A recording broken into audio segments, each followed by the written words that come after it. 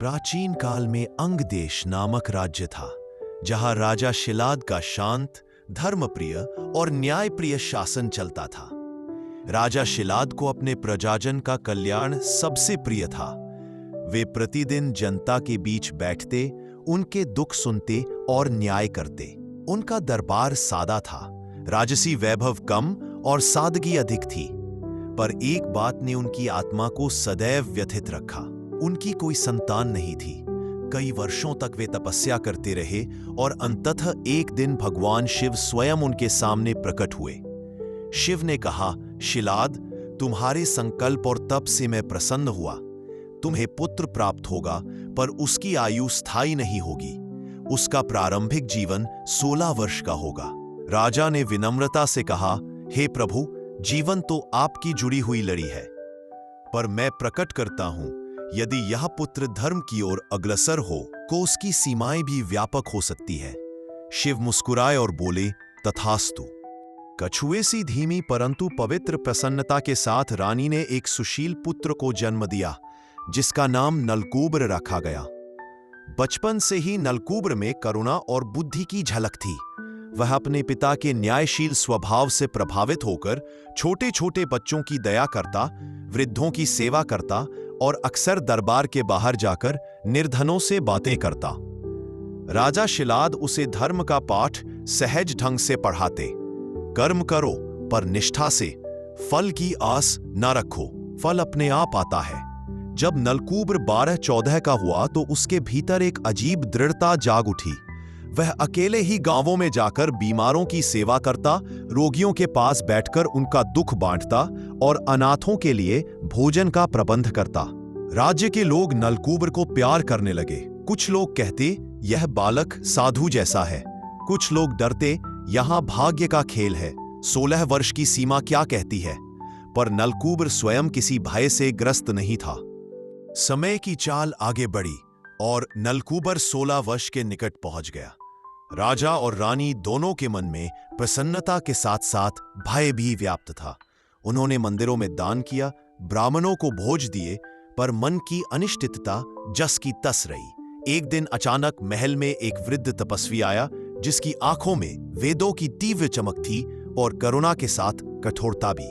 उसने दरबार में आते ही कहा, हे शिलाद, तुम्हारा पुत्र धर्म से भरा है, पर समय की गिनती निकट है। यमदूत उसकी आयु लेने की तैयारी कर रहे हैं, पर यदि नलकूबर आत्मत्याग दिखाए तो कर्म उसकी सीमा बदल सकता है। राजा ने हृदय से पूछा, क्या यह मुमकिन है? क्या मृत्यु का लेखा जोखा बदल सकता है? तपस्वी ने गंभीरता से कहा, भाग्य की रेखाएं कटी नहीं जाती, पर कर्म की लकीरें भाग्य को मोड़ सकती है। स्पष्टता तब आएगी जब तुम्हारा पुत्र स्वयं निर्णय लेगा। यह सुनकर नलकूबर स्वयं तपस्वी के सम्मुख आया। उसने कहा, पिताजी, यदि मेरे प्राण इस और के जीवन में योगदान दे तो मैं प्रसन्न हूं। मृत्यु मेरा भय नहीं, जीवन का अर्थ सेवा में है। तपस्वी की आंखों में नरमी आई और उन्होंने कहा, तो फिर आज तुम्हारी परीक्षा प्रारंभ हो सकती है। अगले ही दिन नलकूबर ने वन की ओर प्रस्थान किया। वह ऐसे समय में वनवासी बनकर निकला जब पक्षी गाया करते थे और नदी मन सा बह रही थी। वह जानता था कि वहां उसे कर्म का कठोर पाठ मिल सकता है। कुछ दूर चलने पर उसे सड़क किनारे एक छोटा ग्राम दिखा, जहां एक मां अपने छोटे बच्चे को लेकर कांप रही थी। बच्चे के पैर पर सांप ने काट लिया था। बच्चे चीख रहे थे और माता पसीने से तरबतर। आसपास कोई न था और गांव का चिकित्सक दूर ही गया हुआ था। नलकूबर दौड़ा और बच्चे को देखा। उसका चेहरा दुख से विकल था। नलकूबर ने तुरंत अपने चीरपाट कर अपनी धोती का एक हिस्सा काटा और बच्चे के पैर पर बांधा, किंतु सांप के विष का असर तेज था। गांव वाले भयभीत होकर पीछे हट गए। कोई भी सीधे विष को चाटकर निकालने को तैयार नहीं था। यह क्रूर और खतरनाक काम माना जाता था। नलकूबर ने बिना किसी देरी के बच्चे के घाव पर अपना मुंह लगाया और विष चाटने लगा। उसका गला विष के कारण जलने लगा, पर उसने चुपचाप विष बाहर निकालते हुए माता की आंखों में साहस और करुणा देखी। वह बेहोश होकर गिर पड़ा।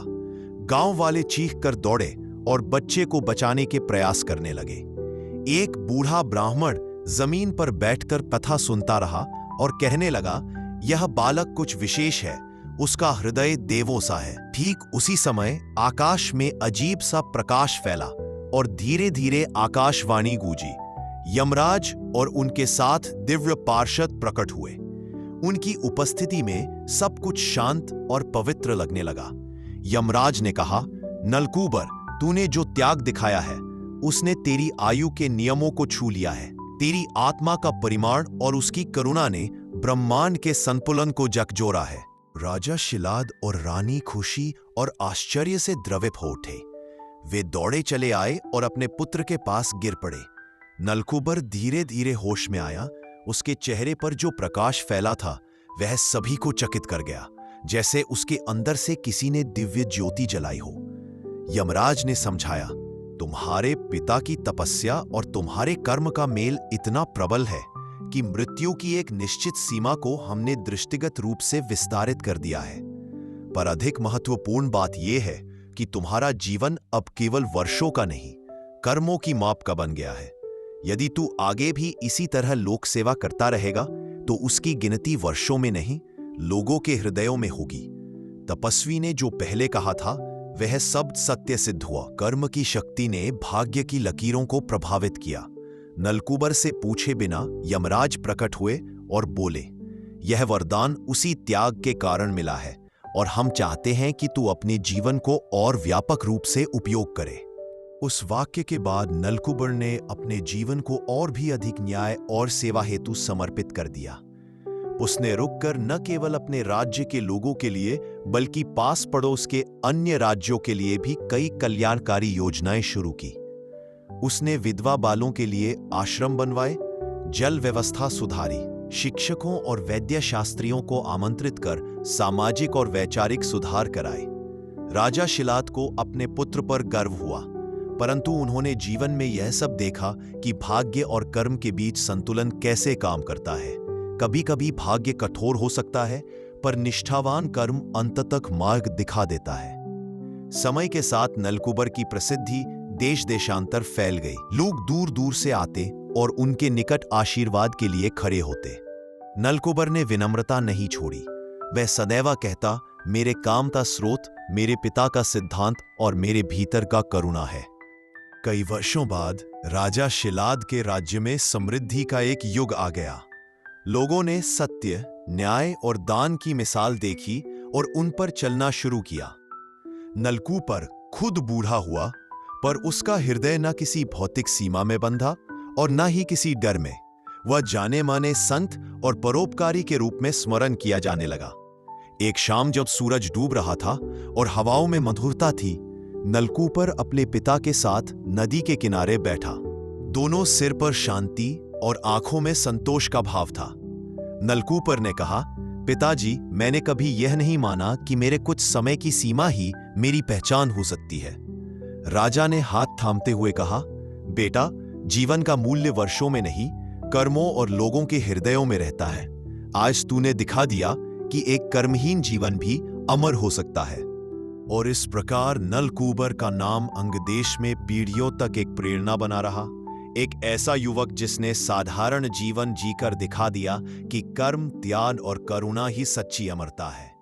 तो दोस्तों, आपको हमारी ये स्टोरी पसंद आई तो वीडियो को लाइक करके चैनल को सब्सक्राइब कर दीजिएगा। मिलते हैं अगले वीडियो में।